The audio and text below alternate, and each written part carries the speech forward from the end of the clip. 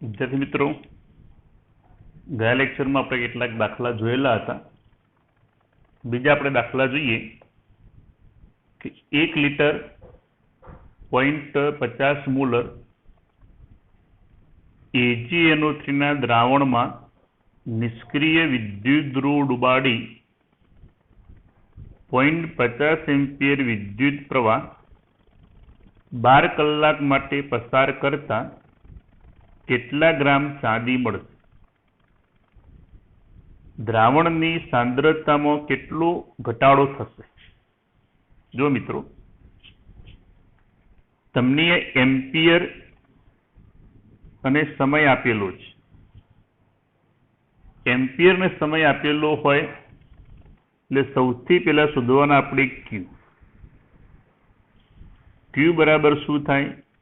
I गुण्या T. I केटला 0.50 ampere, समय टी 12 कलाक, इन्हें अपने सेकंड में रूपांतर कर दिए तो 3600 वडे गुणी दीधा। तो अपने आज 0.50 एम्पियर 12 कलाक गुण्या 3600 सेकंड, तो अपने ए मूल्य मळशे 21600 कूलम। 21600 कूलम अपने मळशे। जो मित्रों, अपनी AgNO3 आयनीकरण शू थाय? Ag plus NO3 minus. तो Ag कई जगह जमा थाय? कैथोड पर। तो Ag प्लस साइन एक इलेक्ट्रॉन स्वीकारी आ रीते Ag में रूपांतर थाय। मतलब 1 मोल इलेक्ट्रॉन એટલે શું કહેવાય? 1 ફેરાડે કહેવાય કે એની વ્યાખ્યા અનુસાર 1 ફેરાડે પસાર કરતા આપણને 1 મોલ Ag મળે। જો તો લખીએ આપણે 1 ફેરાડે 96500 કુલમ વિદ્યુત જથ્થો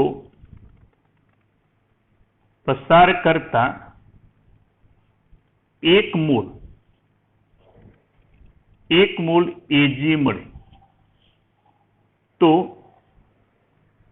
21600 कूलम विद्युत जथ्थो पसार करता કેટલા મોલ Ag મળે? તો 21600 ગુણ્યા 1 છેદમાં 96500 કુલમ। તો આપણને એ જે મોલ મળશે,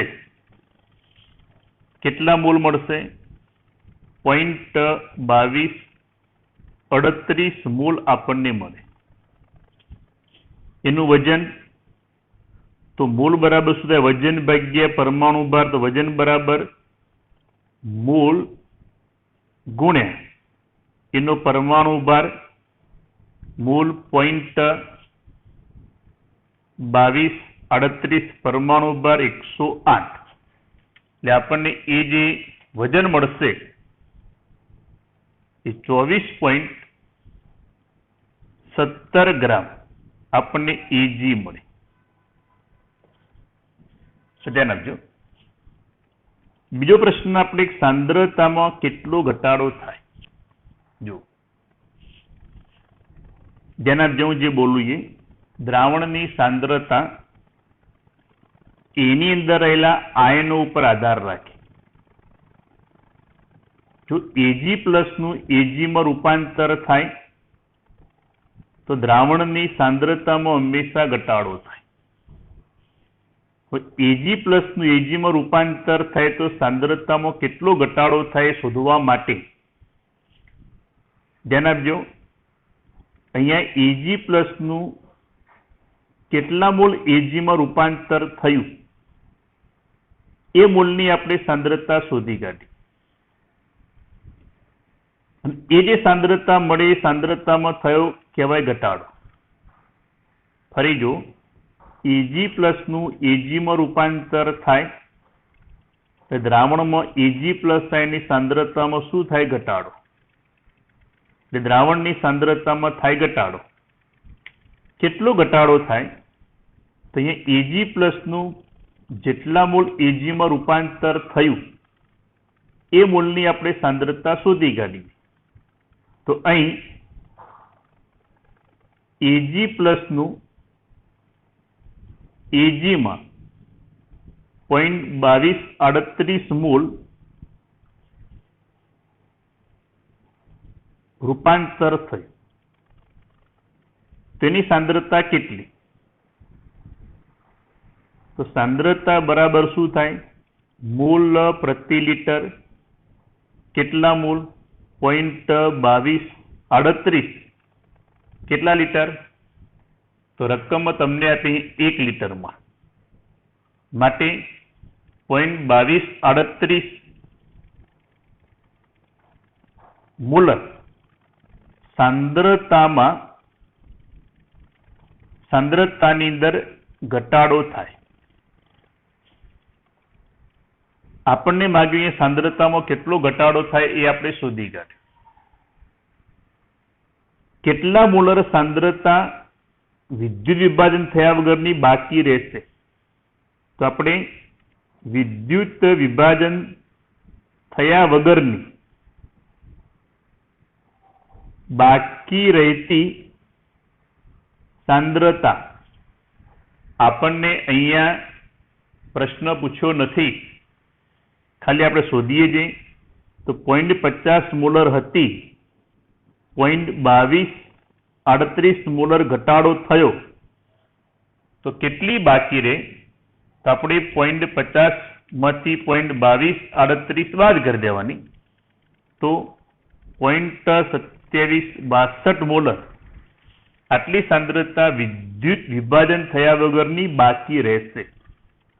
આપણને પ્રશ્ન પૂછ્યો નથી, ખાલી મેં સમજાવ્યું છે. તો આ રીતે આપણે પહેલા કેટલા ગ્રામ Ag મળશે શોધી કાઢી. પછી સાંદ્રતામાં કેટલો ઘટાડો થાય એમાં ખાસ ધ્યાન આપજો.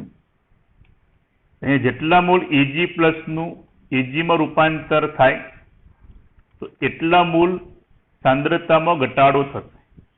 તો એ મોલ આપણને જે મળ્યા એ મોલની સાંદ્રતા આપણે શોધી કાઢી કે સાંદ્રતા બરાબર મોલ પ્રતિ લીટર. લીટર 1 હતા, મોલ શોધ્યા 0.2238. તો 0.2238 મોલર સાંદ્રતામાં ઘટાડો થાય એટલી બાકી રહે એ આપણે વધારાનું દર્શાવેલું છે. ક્લિયર મિત્રો? આગળ દાખલો જોઈએ આપણે. બે દ્રાવણો જેની pH 3 અને pH 6 તેમાં હાઇડ્રોજન વિદ્યુતધ્રુવ રાખવામાં અને ક્ષાર સેતુ વડે જોડવામાં આવે તો બનતા કોષનું પોટેન્શિયલ કેટલો મળે? જો મિત્રો pH 3 એટલે એમાં H+ આયનની સાંદ્રતા કેટલી થાય? 10⁻³ મોલર. કઈ સૂત્ર? કે pH બરાબર -log H+ આયન ઉપરથી. ને pH 6 એટલે H+ આયનની સાંદ્રતા 10⁻6 મોલર થાય. જો આ બંનેમાંથી જેની સાંદ્રતા ઓછી હોય એ હંમેશા એનોડ બને, જેની સાંદ્રતા વધુ હોય એ કેથોડ બનશે. તો pH 3 હોય એ હંમેશા કેથોડ ઉપર દ્રાવણ કહેવાય, ને pH 6 હોય એ એનોડ ઉપરનું દ્રાવણ કહેવાય. તો આપણે વિદ્યુત રાસાયણિક કોષ રચીએ.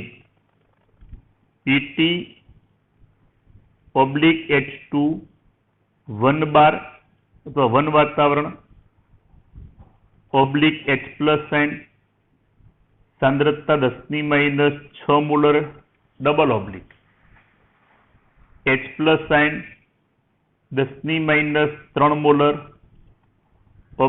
/H2 કૌંસમાં 1 વાતાવરણ ઓબ્લિક પીટી. તમને જે પીએચ આપેલી છે, બે દ્રાવણો કે જેમાં બંનેમાં દ્રાવણ એસિડિક અને બંને જગ્યાએ હાઇડ્રોજન વિદ્યુતધ્રુવ છે, તો હાઇડ્રોજન વિદ્યુતધ્રુવની સંજ્ઞા પ્લેટિનમ ઓબ્લિક H2 કૌંસમાં દબાણ ઓબ્લિક H+ ની સાંદ્રતા. તો જેની સાંદ્રતા ઓછી હોય હંમેશા એનોડ બને, જેની સાંદ્રતા વધુ હોય કેથોડ બને. જેના જો મેં ગયા લેક્ચરમાં તમને એક દાખલો સમજાવ્યો હતો કે બંને વિદ્યુતધ્રુવ અહીંયા સમાન છે, ખાલી દ્રાવણની સાંદ્રતા જુદી જુદી છે. તો આવા કોષને કયો કોષ કહેવાય? તો સાંદ્રતા કોષ કહેવાય. કયો કોષ કહેવાય? સાંદ્રતા. લખીએ અહીં બંને વિદ્યુત ધ્રુવ સમાન છે, પરંતુ દ્રાવણની સાંદ્રતા જુદી જુદી છે. માટે આવા કોષને સાંદ્રતા કોષ કહે છે. માટે E0 સેલ 0.00 વોલ્ટ થાય, જે આપણે ગયા લેક્ચરમાં આ એક દાખલો સમજાવ્યો હતો. E0 સેલ 0.00 વોલ્ટ થઈ ગયા. હવે એનોડ કેથોડના સમીકરણ લખીએ આપણે. એનોડ ઉપર ઓક્સિડેશન થાય, H2 gives H+ સાઇન, સાંદ્રતા 10⁻6 મોલર પ્લસ ઇલેક્ટ્રોન ગુમાવશે. કેથોડ ઉપર કઈ પ્રક્રિયા થાય? રિડક્શન. અહીંયા આપણે 1/2 વડે ગુણી દઈએ. H+ સાઇન 10⁻3 મોલર gives આની અંદર 1/2 H2. રિડક્શન સમીકરણ લખ્યું આપણે. આનું કરી દઈએ આપણે સરવાળો, તો ઇલેક્ટ્રોન દૂર થયા, 1/2 H2 દૂર થયા.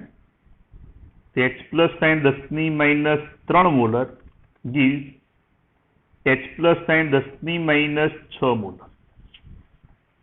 n બરાબર કેટલા થાય? 1. હવે આપણે બર્નર્ડ સમીકરણ લખીએ કે E સેલ બરાબર E0 સેલ માઇનસ 0.059 છેદમાં n log નિપજ બાજુના આયનની સાંદ્રતા છેદમાં પ્રક્રિયક બાજુના આયનની સાંદ્રતા 0.00 માઇનસ 0.059 છેદમાં 1 log 10⁻6 છેદમાં 10⁻3. માટે -0.059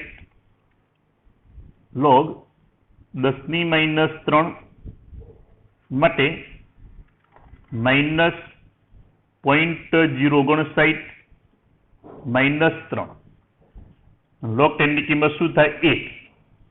તો માઇનસ માઇનસ પ્લસ થઈ જશે. 0.059 ગુણ્યા 3, તો આપણને મળશે 0.177 વોલ્ટ. તો આ રીતેનું ઈ સેલ શોધી શકાય. ક્લિયર મિત્રો? આ દાખલો પણ પરીક્ષાની અંદર પૂછાયેલો છે. તો આપણે શું કરીએ? દાખલામાં pH3 ને pH6 આપેલી, બંનેમાં હાઇડ્રોજન વિદ્યુતધ્રુવ છે અને ક્ષાર વડે જોડેલા છે. તો બંને બાજુ એનોડ કેથોડ ઉપર હાઇડ્રોજન વિદ્યુતધ્રુવ લખ્યા. અહીંયા ક્ષાર સેતુ મિત્રો નવા સિલેબસમાં આપણા કોર્સમાં આપ્યું નથી, પણ બંને વિદ્યુતધ્રુવ સમાન છે. બંને વિદ્યુતધ્રુવ સમાન હોય તો એવા કોષને હંમેશા સાંદ્રતા કોષ કહેવાય. સાંદ્રતા કોષમાં ખાસ યાદ રાખજો, અહીંયા દ્રાવણની સાંદ્રતા જુદી જુદી હોય. તો જે દ્રાવણની સાંદ્રતા ઓછી હોય अथवा जे आयननी सांद्रता ओછી હોય એ હંમેશા એનોડ ઉપર લખવામાં આવે અને જેની સાંદ્રતા વધુ હોય એ હંમેશા કેથોડ ઉપર લખવામાં આવે। આ ખાસ યાદ રાખજો। જો આપણે 10⁻³ આ બાજુ લખીએ 10⁻6 આ બાજુ લખીએ તો એની અંદર પ્રક્રિયા થશે નહીં। સાંદ્રતા કોષમાં આ વસ્તુ દરેક જણ ખાસ ધ્યાન આપજો। ક્લિયર મિત્રો?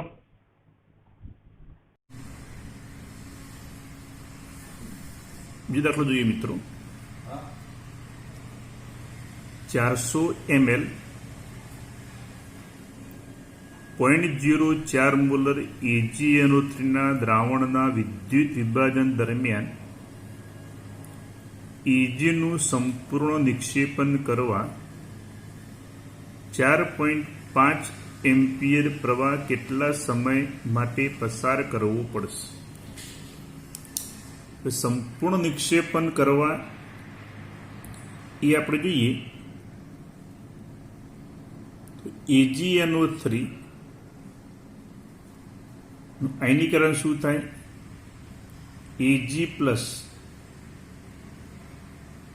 અને NO3 માઇનસ આયન થાય કે નહીં?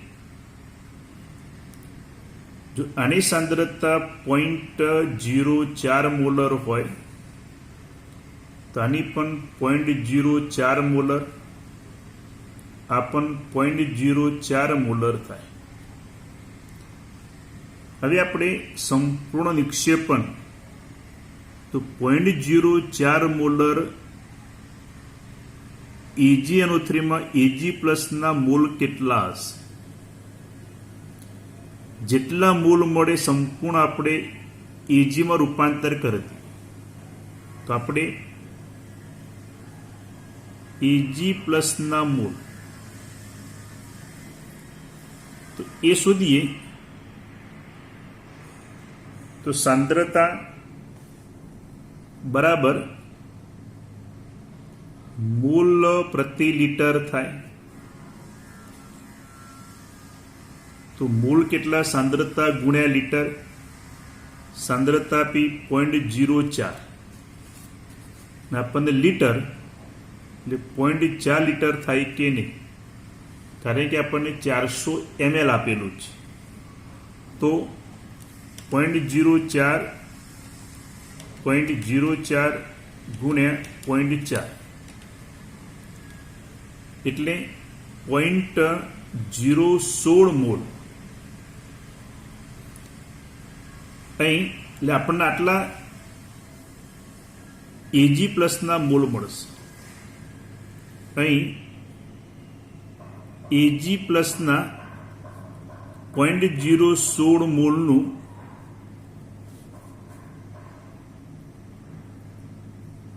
સંપૂર્ણ નિક્ષેપણ Ag માં થશે। તો હવે આપણે Ag plus electron gives Ag થાય કે નહીં? એટલે આના જેટલા મોલ હોય એટલા મોલ Ag માં રૂપાંતર થશે। તો 1 ફેરાડે થયા તો આપણને 1 મોલ Ag મળે। 1 ફેરાડે હોય તો 1 મોલ Ag મળે, મતલબ 1 મોલ Ag મેળવવા માટે આપણે 1 ફેરાડ એટલે 96,500 કુલનો વિદ્યુત જથ્થો પસાર કરવો પડે। આપણે જે સમીકરણ લખ્યું એના ઉપરથી શું લખાય કે 1 મોલ Ag મેળવવું હોય તો 1 ફેરાડે એટલે 96,500 કુલનો વિદ્યુત જથ્થો પસાર કરવો પડે। તો લખીએ આપણે 1 મોલ Ag મેળવવા 96,500 કુલમ વિદ્યુત જથ્થો પસાર કરવો પડે તો 0.016 મોલ Ag મેળવવા માટે કેટલા કુલમ વિદ્યુત જથ્થો પસાર કરવો પડશે? તો આપણને 1544 કુલમ વિદ્યુત જથ્થો પસાર કરવો પડશે. તો આપણને ક્યુ મળી ગયા. તો ક્યુ બરાબર આઈ ગુણ્યા ટી. તો ટી તો ક્યુ આપણે મળ્યા 1544 છેદની અંદર એમ્પિયર 4.8 તમને આપેલા છે. તો આપણને 4.8 એમ્પિયર વડે ભાગી દઈએ તો 321.66 સેકન્ડ વિદ્યુત જથ્થો એમાંથી પસાર કરવો પડશે. તો આ રીતે આપણે સમય ટી શોધી શકાય. આગળ દાખલો જોઈએ, જે આપણે આગળ સમજાય તો એ જ પ્રમાણેનો કે 1 લિટર 0.6 મોલર CuCl2 ના જલીય દ્રાવણમાં નિષ્ક્રિય વિદ્યુત ધ્રુવો ડુબાડી 4.5 એમ્પિયરનો વિદ્યુત પ્રવાહ 1.15 કલાક માટે પસાર કરતા કેટલા ગ્રામ કોપર મળશે? દ્રાવણની સાંદ્રતામાં કેટલો ફેરફાર થશે? આગળ આપણે એક એજીએનો દાખલો ચલાવ્યો એ જ પ્રમાણે કે દ્રાવણની સાંદ્રતામાં કેટલો ફેરફાર થાય એ કેવી રીતના ગણી શકાય મેં આગળ સમજાવ્યું છે. તો આપણે તમને એમ્પિયર અને સમય આપેલા છે. તો ક્યુ શોધી કાઢીએ.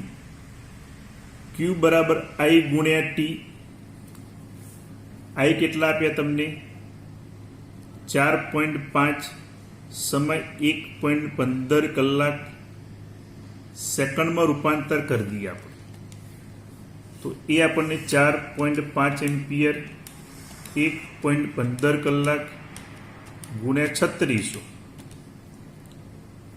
તો આપણને મળશે 18,630 કુલમ મળી ગયા.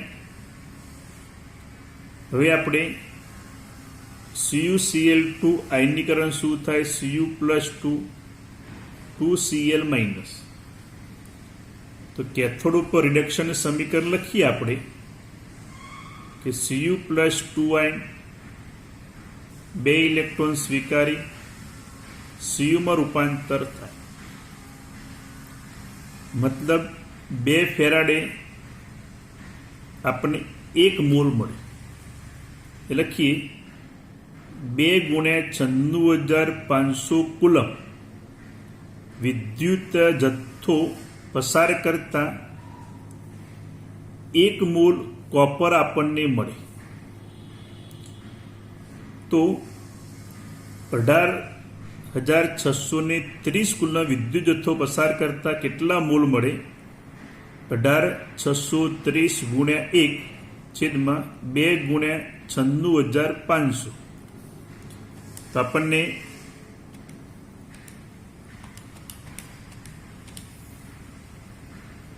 .0965 મોલ આપણને કોપર મળે. એનું વજન બરાબર મોલ ગુણ્યા પરમાણુ ભાર. મોલ આપણને મળ્યા 0.965 ગુણ્યા પરમાણુ ભાર 63.5. તો 63.5 વડે આપણે ગુણી કાઢીએ તો આપણને મળશે 6.130 ગ્રામ જેટલું આપણને કોપર મળશે. હવે Cu+2 આયન 2 ઇલેક્ટ્રોન સ્વીકારી Cu માં રૂપાંતર થાય. જો Cu+2 નું Cu માં રૂપાંતર થાય તો સાંદ્રતામાં ઘટાડો થાય. કેટલો ઘટાડો થાય? તો જેટલા મોલ Cu+2 નું Cu માં રૂપાંતર થયું એ મોલની આપણે સાંદ્રતા શોધી કાઢી. તો સાંદ્રતામાં થતા ઘટાડો શોધવા માટે સાંદ્રતા બરાબર શું થાય? મોલ પ્રતિ લિટર. કયા મોલ લેવાના? આપણને જેટલા મોલ Cu મળે તેટલા.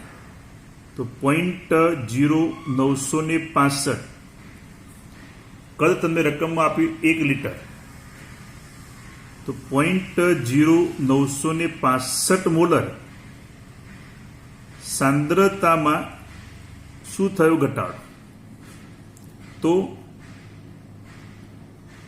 બાકી રહેતી સાંદ્રતા, તો શરૂઆતમાં આપણને કેટલી આપી હતી? 0.6 મોલર. ઘટાડો કેટલો થયો? 0.096 મોલર. તો આપણને 0.6 ની અંદરથી 0.0965 બાદ કરી દઈએ તો 0.35 મોલર સાંદ્રતા વિદ્યુત વિભાજન થયા વગરની બાકી રહેશે.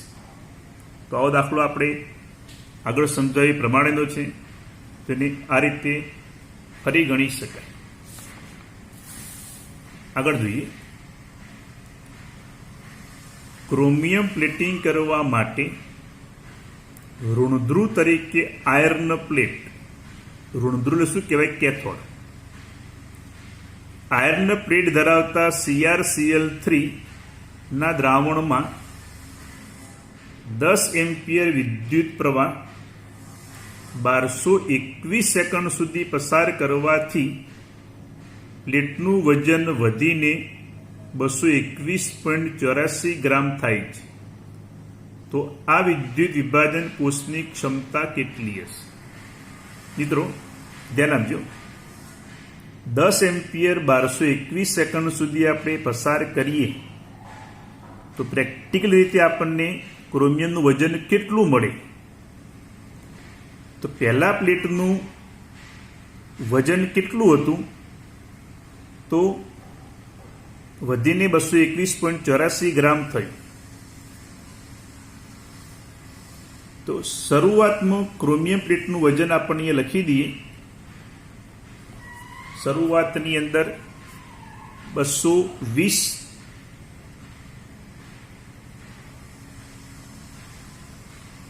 નું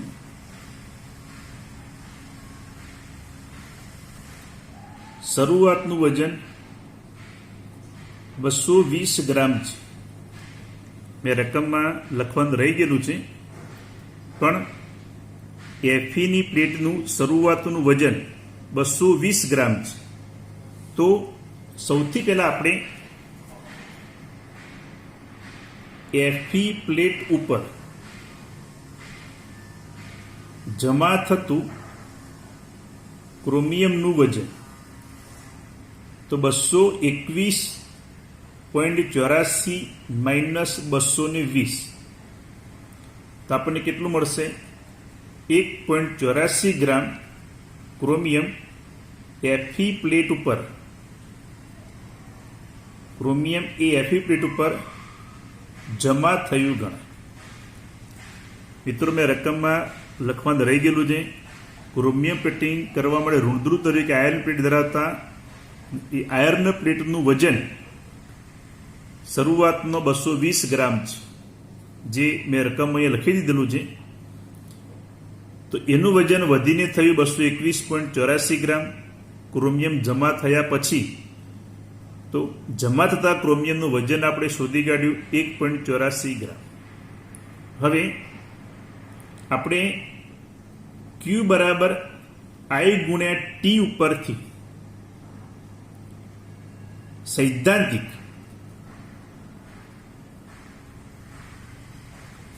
સૈદ્ધાંતિક ક્રોમિયમ કેટલું મળે આપણે શોધીએ.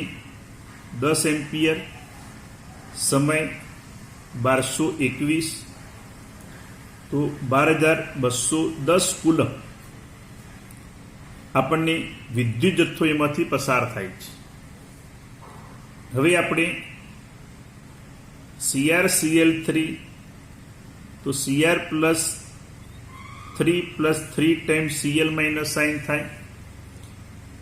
તો Cr પ્લસ 3 3 મોલ ઇલેક્ટ્રોન સ્વીકારી ક્રોમિયમમાં રૂપાંતર થાય કે નહીં, એટલે 3 ફેરાડે વિદ્યુત જથ્થો પસાર થાય તો 1 મોલ અર્થાત 52 ગ્રામ ક્રોમિયમ જમા થાય. એટલે કે 3 ગુણ્યા 96500 કુલમ વિદ્યુત જથ્થો પસાર થાય તો 52 ગ્રામ ક્રોમિયમ મળે. તો 12,210 કુલમ જે આપણે શોધી કાઢે. વિદ્યુત જથ્થો પસાર થાય તો કેટલા ગ્રામ કોપર મળે? તો 12,210 ગુણ્યા 52 છેદમાં 3 ગુણ્યા 96,500. તો આપણને 12,210 ગુણ્યા 52 ભાગ્યા 3 ભાગ્યા 96,500. તો આપણને આ જે મળશે એ 2.193 ગ્રામ ક્રોમિયમ મળે. હવે ક્ષમતા કેવી રીતે શોધવાની? તો મેં લખાયું પ્રાયોગિક વજન છેદમાં સૈદ્ધાંતિક વજન ગુણ્યા 100. પ્રાયોગિક 1.84, સૈદ્ધાંતિક તમે શોધી 2.193 ગુણ્યા 100. તો આપણને 1.84 ગુણ્યા 100 ભાગ્યા 2.193. તો આપણને આ જે ટકા મળશે એ 83.90% એની ક્ષમતા હશે. મિત્રો જો કોઈ પણ દાખલાની અંદર જ્યારે કોષની ક્ષમતા શોધવાની હોય તો રકમમાં તમને જે વજન આપેલું હોય, કોઈ પણ રિડક્શનથી જે ધાતુ મળે વજન તમને આપેલું હોય એ હંમેશા પ્રાયોગિક મૂલ્ય હશે. અને Q બરાબર I ગુણ્યા T ઉપરથી આપણે જે વજન શોધીએ એ કયું વજન કહેવાય? સૈદ્ધાંતિક. આટલું યાદ રાખવાનું. રકમમાં રિડક્શનથી કોઈ ધાતુનું વજન આપેલું હોય એ કયું હશે? પ્રાયોગિક. અને Q બરાબર I ગુણ્યા T ઉપરથી આપણે જે વજન શોધીએ એ કયું હશે? સૈદ્ધાંતિક. તો એના ઉપરથી કોષની ક્ષમતા પ્રાયોગિક વજન છેદમાં સૈદ્ધાંતિક વજન ગુણ્યા 100. તો આ રીતે કોષની ક્ષમતા શોધી શકાય. મિત્રો આ દાખલા આ પ્રકારના પરીક્ષા પૂછાઈ શકે આપણને બુકની અંદર આપ્યા નથી. હવે આ પાઠની અંદર વચ્ચે ટોપિક વાહકતા, વિશિષ્ટ વાહકતા, મોલર વાહકતા, તુલ્ય વાહકતા એ કેટલાક ટોપિક જે ફિઝિક્સ ઉપર આધારિત છે મિત્રો, એ બોર્ડ ઉપર ભણાવીશું તો જ તમને વધારે ડિટેલમાં સમજણ પડશે. એના ઉપરથી ઘણા અલગ અલગ દાખલા પરીક્ષા પૂછાઈ શકે છે. તો એ જ્યારે સ્કૂલ ચાલુ થશે ત્યારે આપણે બોર્ડ ઉપર એ થિયરી સમજાવીશું. બહુ વધારે નથી, 2 થી 3 લેક્ચરની થિયરી બાકી છે. બાકી આ પાઠમાં આવતી તમામ થિયરી એના ઉપર આધારિત બુકના દાખલા, અલગ અલગ પરીક્ષા પૂછાયેલા હોય એવા દાખલા પણ આપણે સમજાવી દીધા. આના ઉપરથી તમે ઘરે MCQનો પ્રયત્ન ખાસ કરજો. જે નથી આવડતા એ આપણે જ્યારે સ્કૂલ ચાલુ થશે ત્યારે એ દાખલા આપણે સમજાવી દઈશું MCQના. બાકી આ પાઠની અંદર જેટલી થિયરી હતી એના ઉપર આધારિત બુકના દાખલા, અલગ અલગ પરીક્ષા પૂછાયેલા દાખલા પણ આપણે સમજાવી દીધા. આવતા લેક્ચરથી આપણે એક નવો પાઠ શરૂ કરીશું. ઓકે મિત્રો.